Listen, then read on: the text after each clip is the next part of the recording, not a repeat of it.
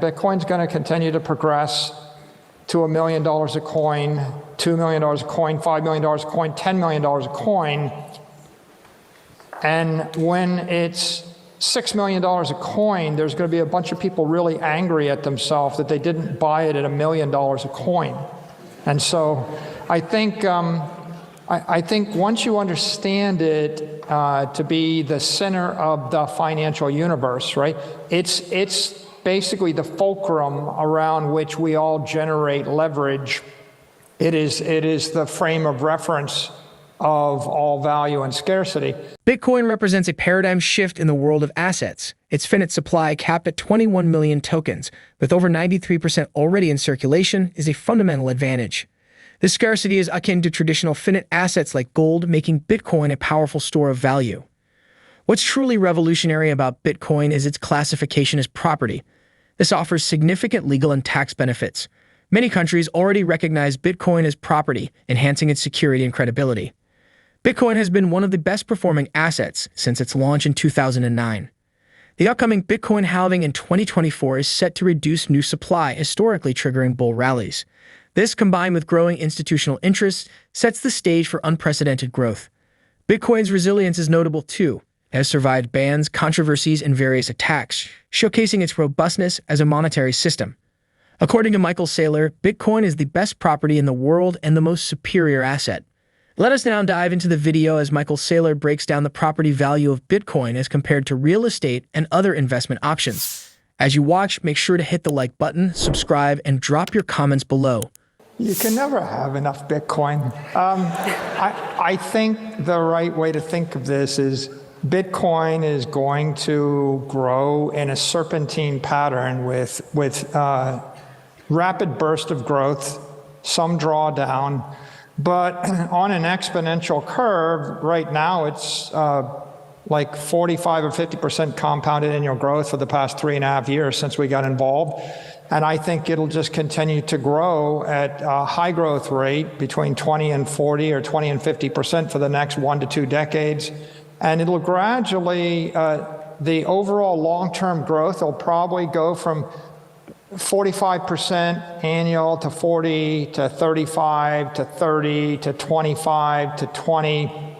And it'll hit a terminal growth rate of like 15%. And when it hits that terminal growth rate, maybe 20 years out, maybe 25 years out, it'll be growing twice as fast or compounding twice as fast as the S&P index or any other diversified, high-quality portfolio of assets you could buy. So if you think about it like that, you just say, well, where we are now, we're going to double again, we're going to double again, we're going to double again. Bitcoin's going to continue to progress to $1 million a coin, $2 million a coin, $5 million a coin, $10 million a coin.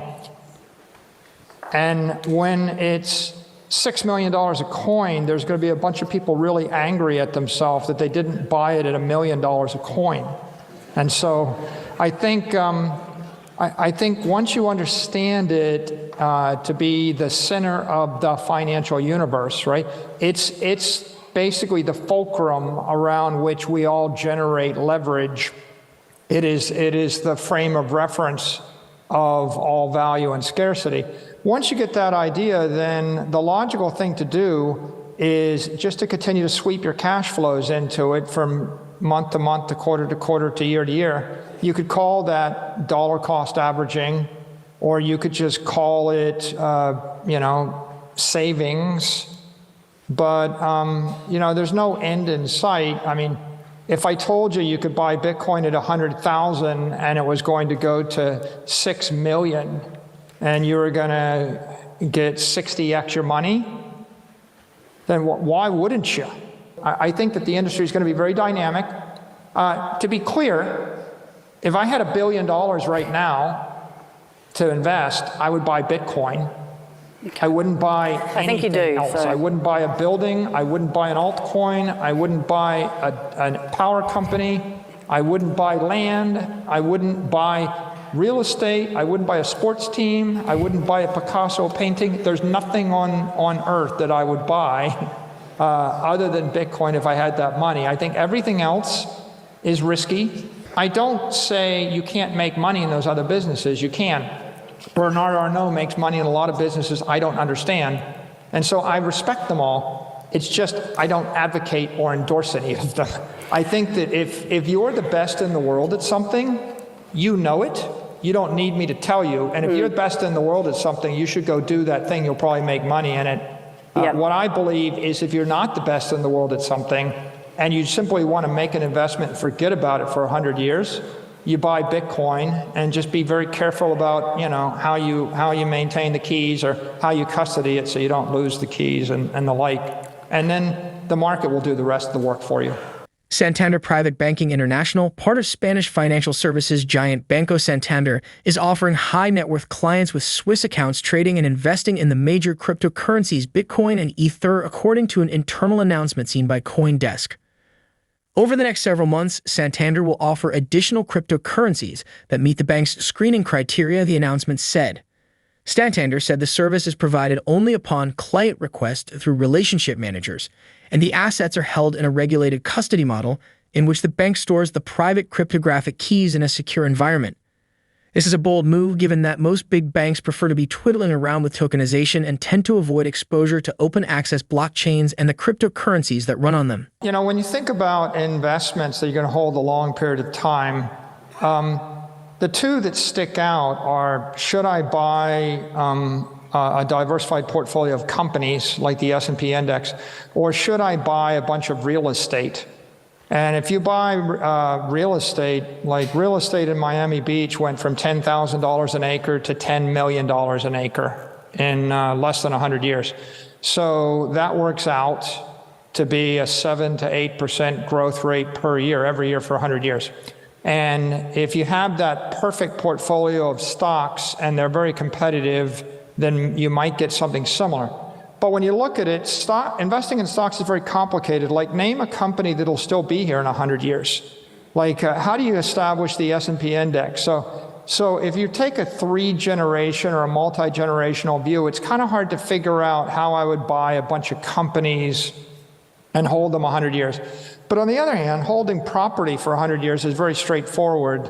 The royal family of Japan, or the royal family in the UK, or royal families in the Middle East, they just buy up all the best property and keep it for hundreds of years, right? How long has the British royal family had the center of London? 500 years, 1,000 years, right? The emperors had the center of Tokyo, 1,000 years. So holding the middle of Manhattan, or holding, if I could basically, you remember, I walked through the botanical gardens in Sydney, and I thought it's the most beautiful thing. What if you could own it? Like, what if you could own that entire garden? I don't know, what is it, 50 acres? It's spectacular. Would you ever sell it? Probably not. You could probably afford to buy it now.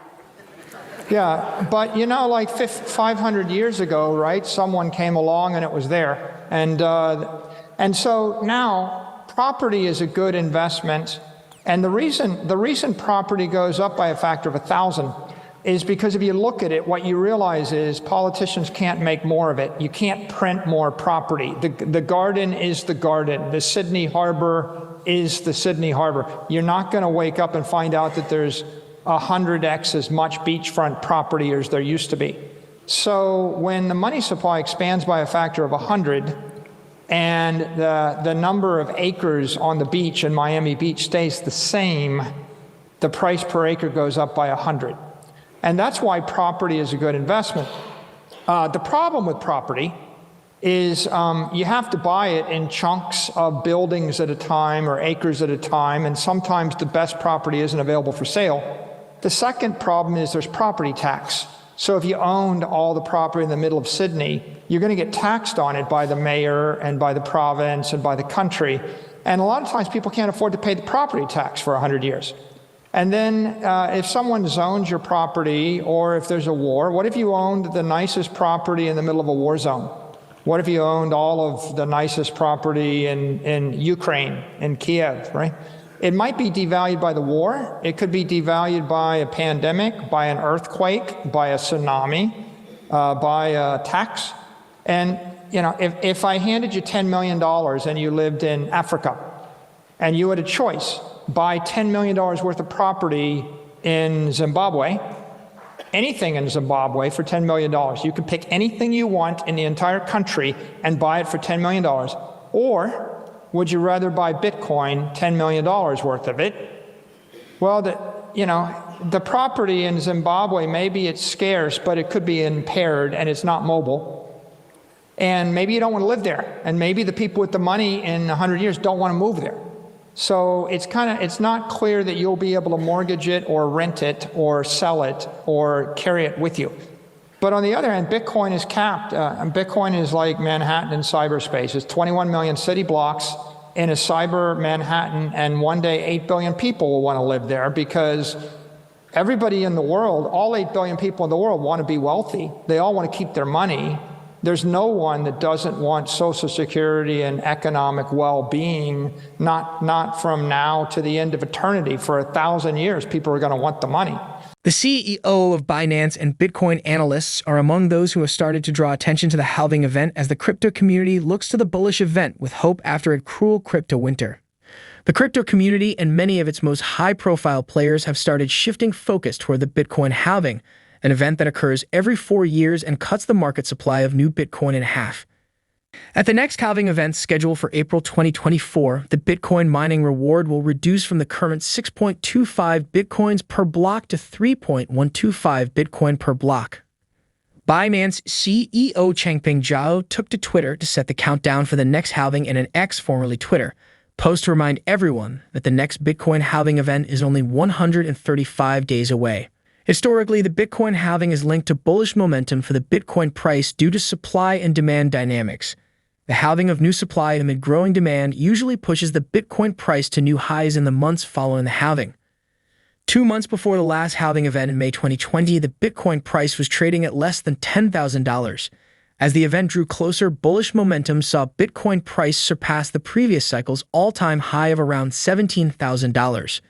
After the halving, the Bitcoin price broke into parabolic momentum and created an all-time high of almost $69,000. Popular trader and analyst Rec Capital also took to X to elaborate on the different phases of a Bitcoin's bull cycle. The analyst divided the timeline into pre-halving and post-halving events, highlighting that approximately 60 days before the halving, a pre-halving rally tends to occur as investors tend to buy the hype to sell the news. However, a euphoric price surge in the pre-halving period is usually followed by a retracement around the time of the actual halving. In 2016, the pre-halving retracement was 38%, while the 2020 pre-halving retracement was 20%. The pre-halving pullback is often followed by a multi-month reaccumulation phase during which the Bitcoin price rises and falls with little gains during a period of stagnation. Many investors get shaken out in this stage due to boredom, impatience, and disappointment with their Bitcoin investments' lack of performance in the halving's immediate aftermath. The accumulation phase is then typically followed by a parabolic surge, in which Bitcoin breaks from the reaccumulation area to hit new highs. During this phase, Bitcoin experiences accelerated growth on its way to new all-time highs. Do you think Bitcoin would ever be valued at $10 million per coin, as Michael Saylor pointed out? Let us know your predictions in the comment section below. Make sure to hit the like button. Subscribe and turn on notifications. Thanks for watching.